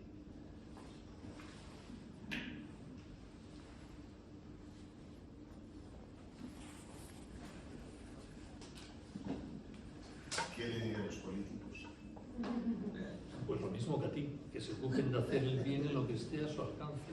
Pero había dicho que en la Asamblea de la ONU no diría lo mismo. No diría lo mismo en cuanto a que tienen ámbitos de poder que no tienes. No tenéis vosotros, pero igual que se habla a médicos, a maestros, Yo he estado en política muchos años, ¿no? Y yo os puedo decir, mi experiencia en la política es que no me he encontrado en política ni más corrupción ni más gente mala que en la abogacía, que es mi otro trabajo. Gente muy buena y alguno muy hijo de eso, ¿no? Sí. Pero contra los abogados o los médicos, ¿no? En política,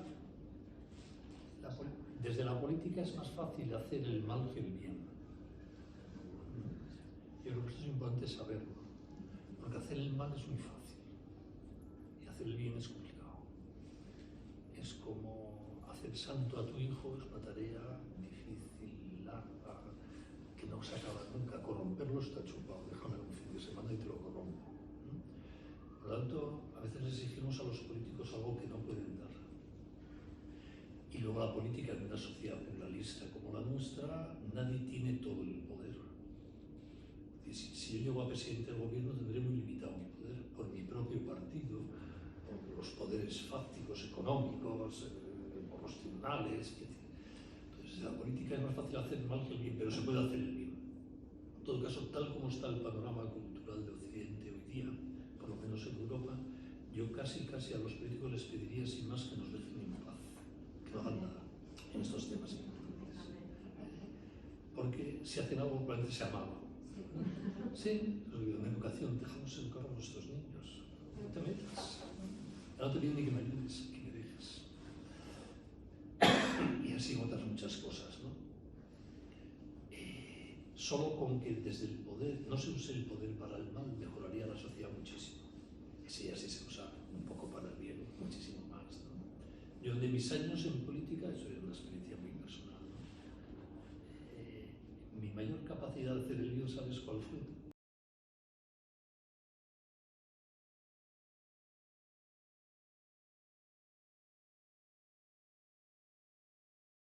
Que ahora descubre que los malos de la película eran los conquistadores que fueron allí y oprimieron a los indios, etc. Pues al revés, Franco por eso defendió a los indios, etc., ¿no? Y hace unos días se reunieron aquí un descendiente de Jerónimo, un descendiente de Moctezuma, y echaron por tierra todas esas bobadas, ¿no?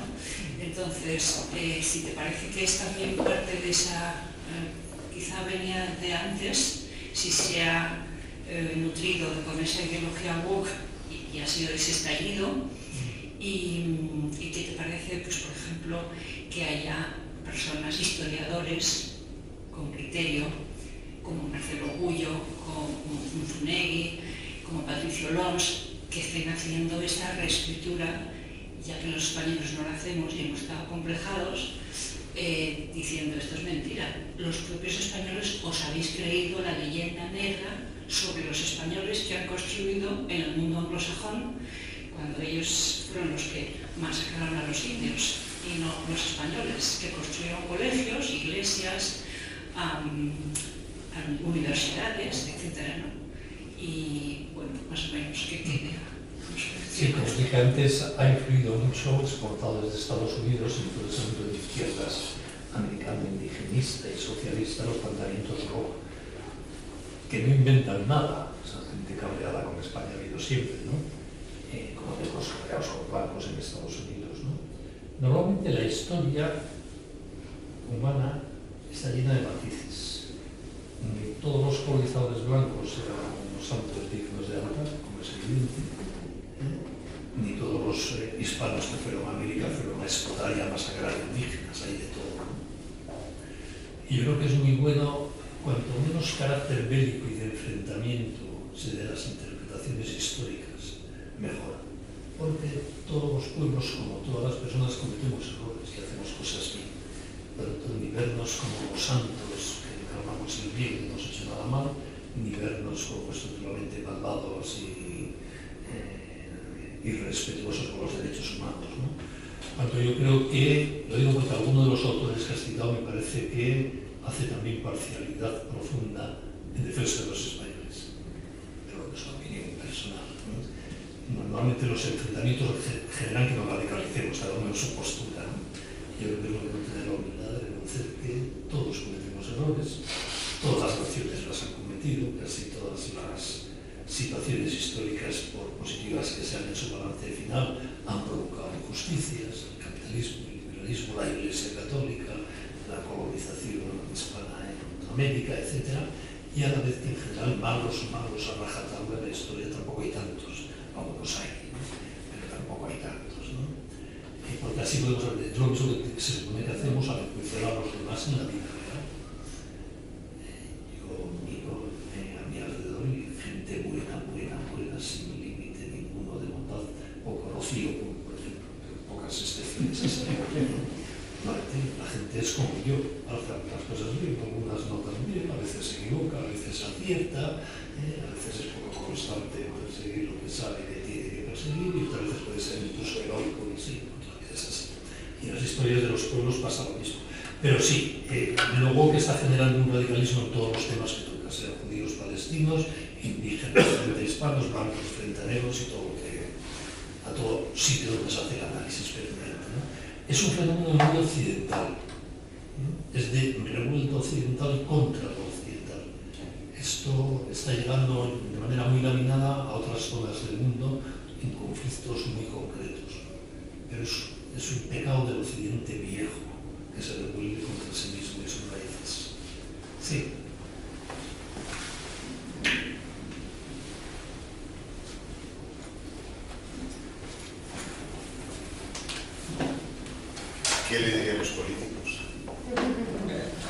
mismo que a ti, que se ocupen de hacer el bien en lo que esté a su alcance. Pero había dicho que en la asamblea de la ONU no diría lo mismo. No, no diría lo mismo en cuanto a que tienen ámbitos de poder que no tenéis vosotros aquí, igual que si hago a médicos, a maestros, ¿no? Yo he estado en política muchos años, ¿no? Y yo estoy mi experiencia en la política es que no me he encontrado en política ni más corrupción ni más gente mala que en la abogacía, que es mi otro trabajo. Gente muy buena y alguno muy hijo de eso, ¿no? Pero con los abogados o los médicos, ¿no? En política, desde la política es más fácil hacer el mal que el bien. Yo creo que esto es importante saber, porque hacer el mal es muy fácil y hacer el bien es complicado. Es como hacer santo a tu hijo, es una tarea difícil, larga, que no se acaba nunca. Corromperlo está chupado, déjame el fin de semana y te lo corrompo. Por lo tanto, a veces exigimos a los políticos algo que no pueden dar. Y luego la política en una sociedad federalista como la nuestra, nadie tiene todo el poder. Y si yo llego a presidente del gobierno, tendré muy limitado el poder por mi propio partido, por los poderes fácticos, económicos, constitucionales. Entonces, la política es más fácil hacer el mal que el bien, pero se puede hacer el bien. En todo caso, tal como está el panorama cultural del Occidente hoy día, por lo menos en Europa, yo casi a los políticos les pediría sin más que nos dejen en paz, que no hagan nada en estos temas. Porque si hacen algo, probablemente sea malo. Sí, en la educación dejamos en paz a nuestros niños. No te metas. No te vienen ni que me ayudes, que me dejes. Y así otras muchas cosas, ¿no? Solo con que desde el poder no se use el poder para el mal, mejoraría la sociedad muchísimo. Y si así se usa un poco para el bien, muchísimo más, ¿no? Yo de mis años en política, eso es una experiencia muy personal. Mi mayor capacidad de hacer el bien, ¿sabes cuál fue? Que los que mandaban eran mis amigos. Más que intervenir en decisiones concretas, y hablar también de intervenir relevante, ¿no? Pero poder hablar con naturalidad con los que tienen todo el poder, no pedir una audiencia, poner un WhatsApp, a ver si lo leen, conceder unos amigos, sino tomarte café con los ministros, con los parlamentarios, con sus colegas, eso sí que es poder. Una vez más, lo importante son las personas. Se puede influir mucho siendo amigo de la gente. Y si eres amigo de los poderosos, pues influyes en los poderosos. Por eso no pongáis demasiadas esperanzas en la política. Animar a cualquiera que se quiera meter en política, porque se puede hacer mucho bien solo con estar. Y tampoco pongáis muchas esperanzas. Los grandes temas morales y éticos de nuestra época no se van a arreglar desde el poder. Las revoluciones del siglo XXI no se van a hacer de arriba abajo, se van a hacer de abajo arriba. Hay que crear nuevas mayorías sociales, cambiar los corazones, las cabezas. Y un día ese nuevo clima social que creemos influirá también en los políticos. Pero pretender que de forma voluntarista los políticos arreglen nuestros problemas no es factible.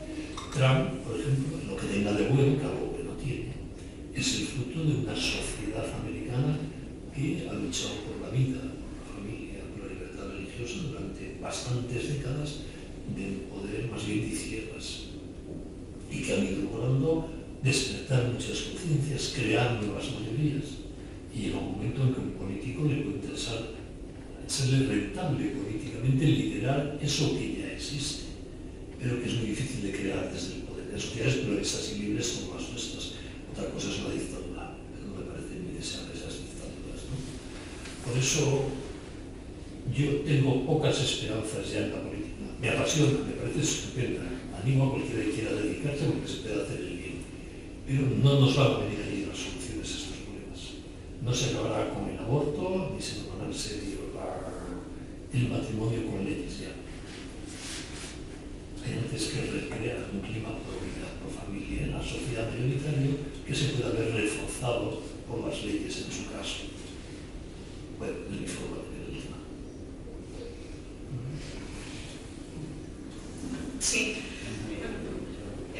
Bueno, en primer lugar, sobre el comentario que ha hecho de las sociedades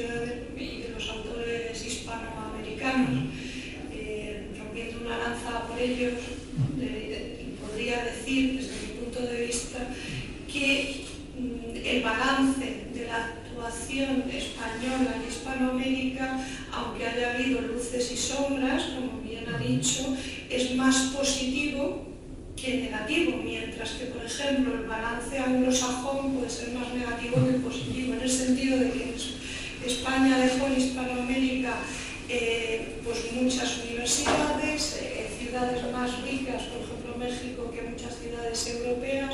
Las gramáticas del quechua, del quetzal se hicieron antes que las gramáticas francesa o alemana, y en Estados Unidos pues, nos encontramos con reservas y no nos hemos encontrado con universidades hechas para los americanos de origen indígena en ese momento, mientras que los hispanoamericanos sí que eran parte de la propia España, los virreinatos eran provincias de España. Y luego una consulta que le quería preguntar, ya que comentaba de que ha viajado a la ONU o que ha viajado por el mundo, ¿por qué este problema se está dando de la cultura web en la sociedad occidental y no, por ejemplo, en sociedades como las asiáticas? Pues respecto a lo primero, es evidente que el planteamiento colonial de los franceses, los británicos y el español son totalmente distintos. Tú lo has dicho muy bien, para España no era una operación colonial, era una ampliación del territorio de España, pero con otra mentalidad absolutamente distinta, ¿no? Mientras que los puritanos que llevaron el Mayflower a Estados Unidos iban a crear una sociedad puritana, y para ellos los indios no eran humanos. Y por desgracia, para parte de los españoles, los indios de América Latina no eran humanos tampoco. Las denuncias de Fray Bartolomé, ¿no? Que en parte son ciertas, y de un tipo exagerado y un poco histriónico, ¿no? Hay testimonios de muchos que ratifican que parte, empezando por documentos oficiales del Consejo de Indias Español, en la época de Felipe II, ¿no? Pero vamos, el planteamiento era muy distinto y la comparación gana a los españoles respecto a los yanquis de sobra, no tengo nada, ¿no? Aunque también la colonización británica en Estados Unidos dio cosas buenas. La primera democracia del mundo, el primer Estado de Derecho del mundo. O sea, que tampoco ellos eran todos malos, porque tampoco nosotros éramos ni todo bueno ni todo malo. Y esas comparaciones siempre es porque quién es mejor tú, seguro que uno es mejor que tiene pasadillo alguno, cometas, ¿no? Supongo, pero bueno, tiene razón en lo que dices, ¿no? Y respecto a por qué se da en Occidente y no se da en otras sociedades como las asiáticas, porque por desgracia la cultura occidental desde hace mucho tiempo es un esencial de la modernidad intelectual, la desconfianza de la razón. Somos la primera civilización en la historia que ha decidido no fiarse de la razón. Eso no pasa nunca, y no pasa en otras culturas. Un prejuicio ideológico. Descartes nos hizo dudar de que con la razón pudiésemos conocer con certeza las cosas. Kant nos convenció de que con la razón no podemos conocer la realidad de las cosas. Y el pensamiento postestructuralista francés, los que citaba antes, Derrida, Foucault, etc., nos ha convencido de que la realidad no existe. Foucault en concreto es el padre de todo wokismo, aunque no nos cuesta nada jamás meterse con un audio.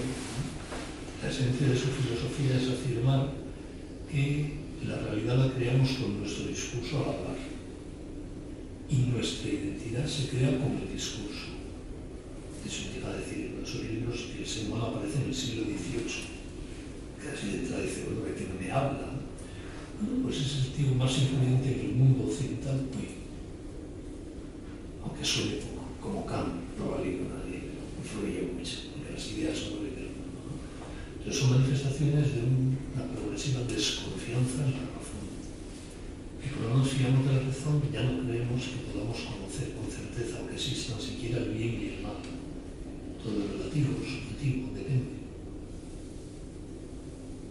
Y ya no podemos decir cosas ciertas sobre la naturaleza humana.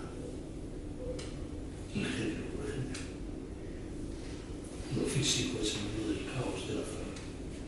Tiene un significado. El cuerpo humano no forma parte de nuestra identidad, es una cosa Entonces, en un mundo que no se fía de la razón, ya no puedes confiar en el diálogo. Porque el diálogo como mecanismo de la razón implica que hay una verdad a la que podemos llegar hablando. Y que tú me das tu información, yo te doy la mía, chequeamos la información que manejamos, y así podemos llegar a la verdad porque existe. Si no crees que existe la verdad del diálogo, sí. Pues la política se ha degradado, no se habla en la política. Cada uno se coloca su rollo de frente. Eso pasa en el Parlamento y en los debates en televisión. Nadie va a convencer a nadie, va a colocar su rollo. Porque no creen que exista una verdad a la que se puede acceder de forma compartida. Cuando estamos en un mundo donde el ser humano queda reducido a sus emociones, es lo único seguro, lo que yo siento. Como ya no hay verdades, no hay naturaleza humana, lo único relevante en la persona es la emoción, lo que siento, lo que me apetece. ¿Cuál es el problema de eso? Que es muy difícil que a todos nos apetezca lo mismo y sintamos lo mismo. Alrededor de la verdad podemos ponernos de acuerdo 10.000 millones de seres humanos, costará, pero creo que podemos poner otra, ¿no? Es que de trabajar, de estudiar. A través de las emociones, pues cada uno tiene las suyas. El juego tiene la suya, el negro la suya, el homosexual la suya, el hombre la suya, el blanco la suya, los menores la suya, los suyos, nos enfrentamos, no tenemos nada en común que compartir. Por eso, solo en una sociedad que se está suicidando por no fiarse de la razón es posible que surja algo tan estúpido como el woke, tan irracional como el género, tan contrario a la evidencia, vamos. Ser homosexual o heterosexual, no tenemos cuerpo y somos hombres o mujeres, y todas las especies de reproducción sexual, incluyendo el Homo sapiens, somos hombres o mujeres, vamos, hembras, no manches, otra cosa en este planeta que debo hacer.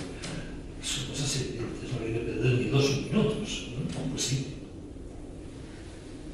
Imponemos en las escuelas decir que esto es mentira. Y queremos ponerles el coco a los niños para que no piensen así, para que no piensen conforme a la realidad, para que desconfíen de lo que ven y tocan. Claro, unas dudas de identidad y un cacao mental. Y esto solo pasa en Occidente. Algunos de una manera institucional, potente, oficial. En todos los sitios de la gente más o menos enloquecida y que vas a hablar sobre cosas, ¿no?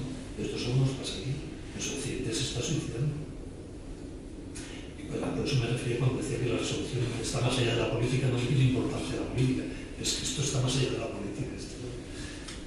Se arregla a otro nivel de la importancia de la familia, porque el nivel al que se arregla eso es el de la familia, que es donde conviven cuerpos que se quieren y donde se les dice a los niños esto es así o no es así. Y se dice espontáneamente, no digo para hacer rollos mentales ni leer muchos libros de psicopedagogía de la infancia, ¿no? Es lo evidente todo. Al que quieres le dices lo que es verdad, lo que le va a ayudar. Y él lo recibe como bueno porque te quiere y se fía de ti. Por eso educar en familia está chupado. Y por eso hay que hacerlo.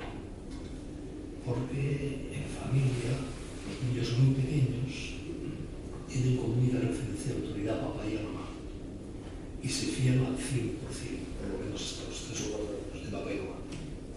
Entonces es una edad preciosa para enseñarles qué merece la pena querer, porque no hay desconfianza, es una apertura total.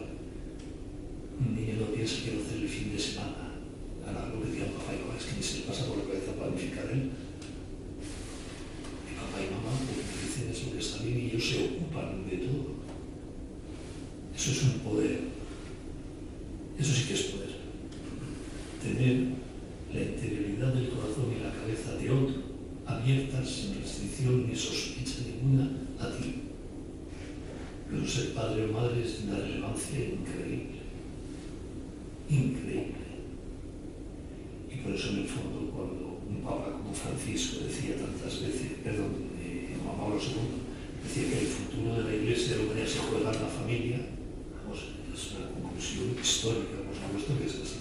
No es un buen deseo, así simpaticón, es evidente. Y por eso la familia es tan importante, es que la familia tiene una fuerza revolucionaria.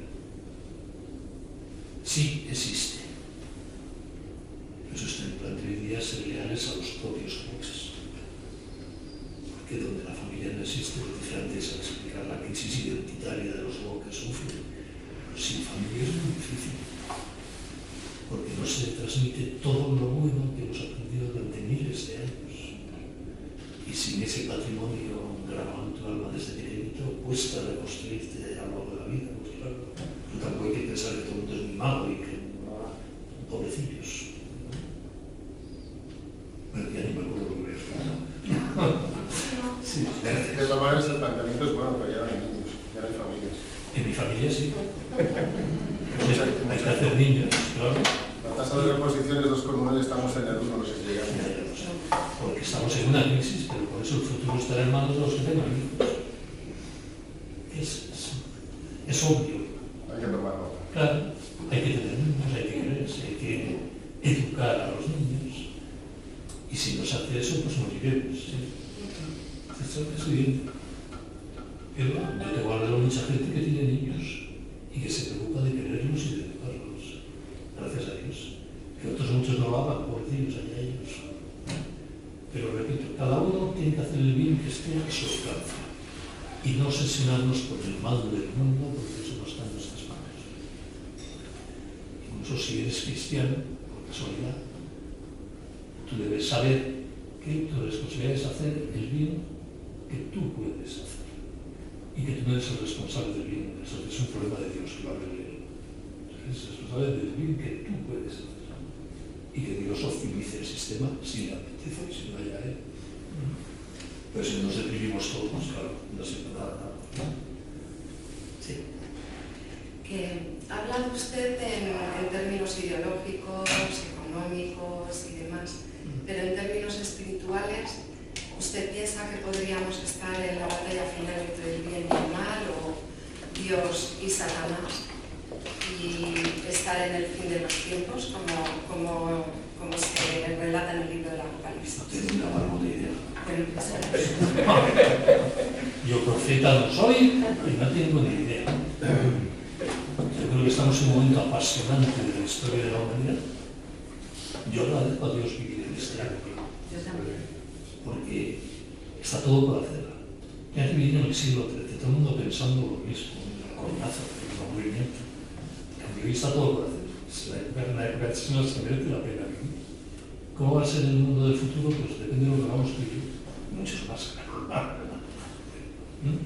Entonces, esta es una de esas épocas que merece la pena de verdad. La última hora.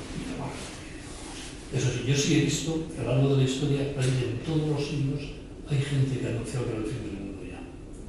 Y por lo tanto, en principio, yo me tomaría con prudencia hacer profecías de ese estilo. Ahora he estado leyendo la biografía sobre el Cid que escribió Menéndez Pidal, el comienzo del segundo milenio, pues, ese convencimiento a lo que se acababa el mundo, ¿no? O en la época de San Agustín con la caída del Imperio Romano, lo mismo, se acabó, llega Apocalipsis, no parece que llegue. Por tanto, yo no veo ningún indicio de que el mundo se vaya a acabar, igual se acaba, pero no veo ningún indicio.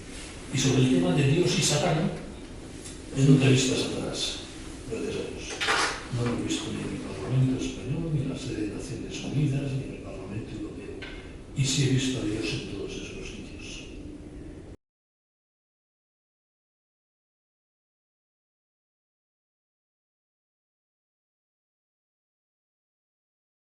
Va a mojar, por decirlo de alguna manera, sobre la batalla entre el bien y el mal. ¿Qué hay de la batalla cultural? Porque básicamente usted ha identificado que la ideología woke, la ideología progre, es un problema. Y hay mucha gente que está planteando una batalla cultural en muchos términos. Yo no hay políticos, por final te digo, en la política. ¿Qué opina de esto? Sí, bueno, batalla cultural siempre en la vida la hay y supongo que la habrá, ¿no? Porque los hombres pensamos distinto.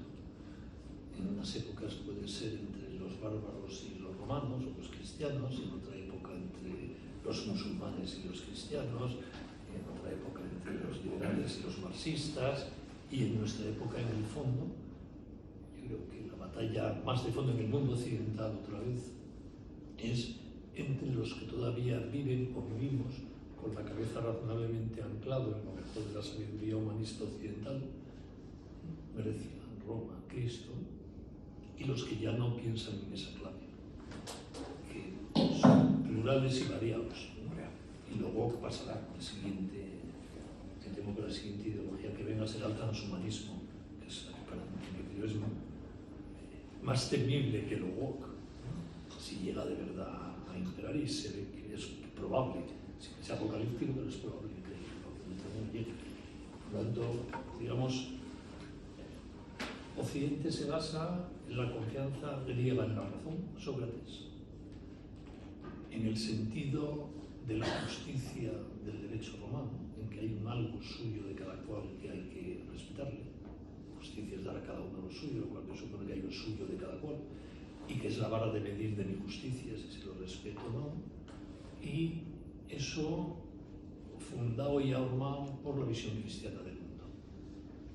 Porque Sócrates se fió de la razón, gracias a Dios, pero no sabía por qué podía fiarse de la razón. Fue una intuición genial. El por qué nos podemos fiar de la razón es una verdad que nos mostró el cristianismo. Podemos fiarnos de la razón porque el mundo es razonable, porque no es fruto del azar, sino que en su origen hay un tipo muy listo, al que solemos llamar Dios, que lo pensó todo muy bien, por lo tanto está muy bien hecho y es muy razonable. Y además, el cristianismo reforzó la intuición romana sobre la justicia, porque el cristianismo defiende que ese tipo tan listo que hay en el origen de todo no solo es listo, sino que es puro amor. Cuando todo lo que existe ha sido querido, es bueno. Cuando hay que ser justos con los demás, porque hay que respetar lo bueno existente, ¿no? Y eso, desarrollado de unas maneras de otras, la esencia que llamamos la civilización occidental. Por eso, cuando perdemos la confianza en la razón y perdemos la confianza en Dios, se cae todo. Pues sí. Y se puede decir cualquier chorrada, pues sí. Pero es reconstruible. Fue reconstruible cuando cayó Roma, la Roma ya cristiana, entre comillas, nunca ha habido ninguna institución cristiana, ningún régimen cristiano, pues hay más o menos comprometidos éticamente, ¿no? Pues se cristianizó a los bárbaros. Y luego los bárbaros se descristianizaron, y se empezó a cristianizar a los africanos, y a los indios de América Latina, y a los asiáticos, y seguimos en ese movimiento. Y la historia está abierta. Entonces, Occidente, si no cambia, que vuelva a sus raíces, aquella frase también de Juan Pablo II, Santiago de Compostela, Europa, sé tú misma, vuelve a las raíces cristianas, o como decía Benedicto, esse Deus daretur, pórtate como si Dios existiese, pero no te lo creas, que merece la pena, ¿no? O la ciudad occidental se morirá, sí, pero eso significa que llega al fin del mundo, ¿no? Donde desde el punto de vista de la historia de la cristiandad, donde primero se extendió el cristianismo y donde más santos, mártires y de todos salieron, no hay cristianos ya, que era Asia Menor. El cristianismo es una religión asiática, nació en Asia, ¿no? Y luego aquello se perdió para la cristiandad, sobre todo a partir del siglo VIII, ¿no? Con la extensión del Islam. Y donde tuvo mayor eco el cristianismo fue en Europa Occidental. Y ahora podemos estar en el momento en que Europa Occidental sea sustituida como foco demográficamente potente del cristianismo, a lo mejor por África, por América Latina o por Asia. En este momento, un 20% de los católicos del mundo están en África ya, y otro 20% en Asia.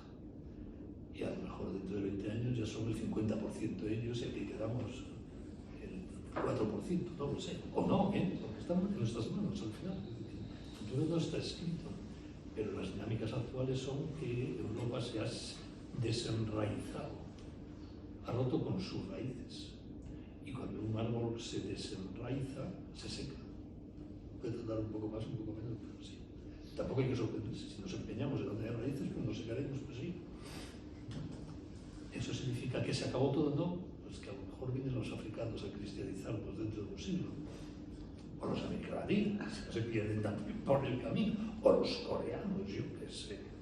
¿No? Las técnicas históricas no están escritas, y eso es buenísimo, porque las tenemos que escribir nosotros.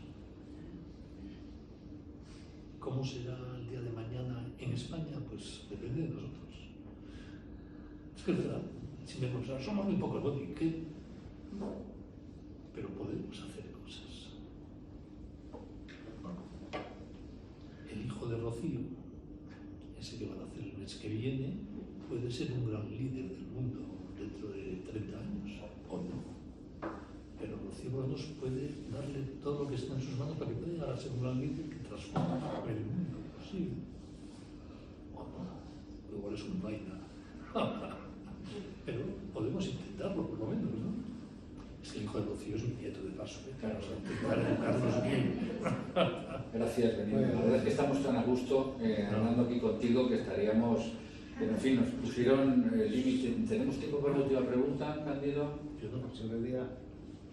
Nos dijeron que a las 8:30, ¿no? Bueno, si es una cosa rápida, tú tenías una última pregunta. Bueno, yo ha sido todo muy interesante y esto lo ha dicho ya, esto lo ha contado ya, lo ha explicado ya, pero para los educadores aquí presentes, que hay algún profesor, profesora, que hay padres, que hay abuelos, si nos encontramos... Wow, no puedes decir, a ver, tengo 4 silogismos mágicos para cambiarte la vida. Tienes que crecer, tomarte cañas con ayudarle. Y cuando esté activo y en buen plan, de vez en cuando colocarle algún rollete. Y lo más transformador es mi experiencia. Y luego en lo humano hay de todo, ¿no? Hay una forma mágica para todos los casos y así, ¿no? Pero según mi experiencia, cuando uno quiere proponerle a alguien, sea un amigo, un wok, un hijo, un nieto, un ideal muy noble, pero exigente,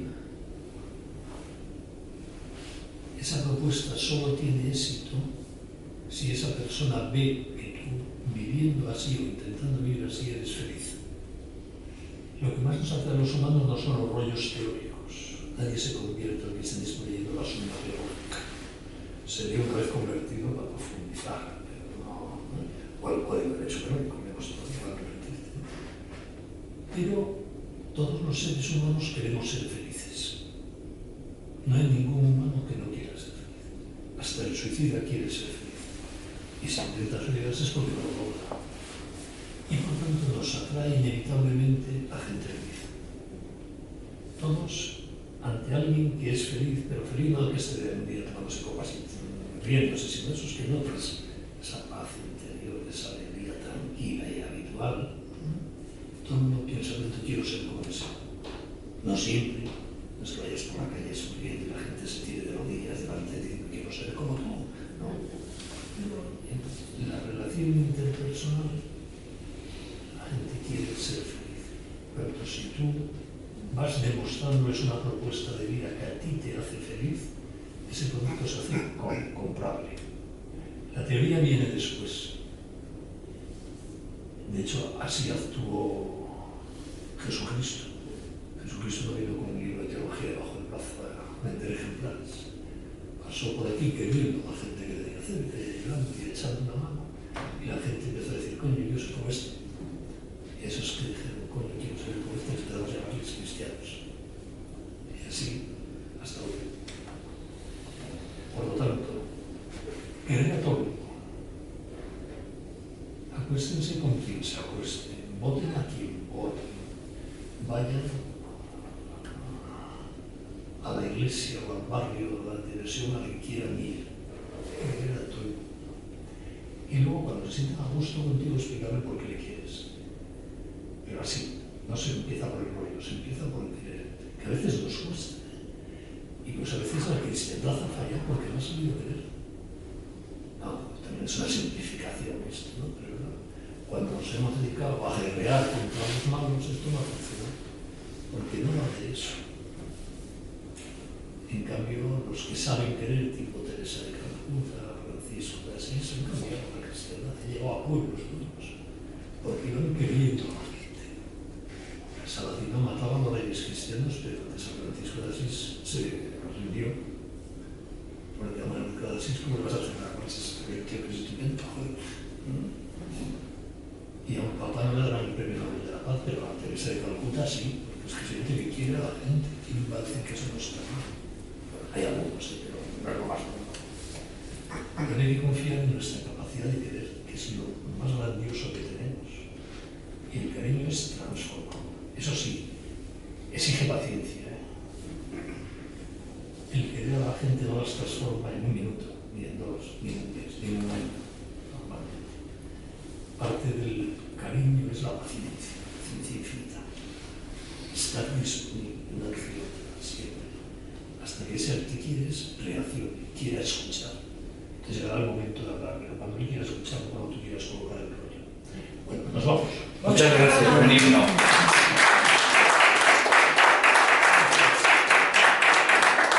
Aguantadme un momento antes de que os vayáis. Agradecemos mucho vuestra asistencia. He querido poner los códigos QR de registro aquí. Realmente agradecería si le dedicáis, creo que son 30 segundos lo que se tarda en leer el código y en registrarlo. De esa manera tendremos el registro, se os pide el nombre, el correo, el teléfono, el que quiera darlo. Lógicamente, si no lo dais, no podremos contactar con vosotros.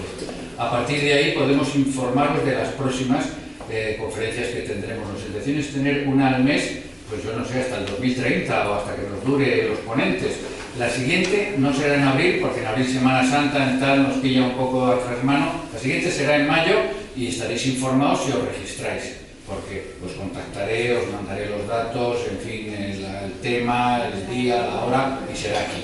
Muchas gracias a todos. Por favor, móvil y registraros. Con la cámara, Sí, pero se me ha ido.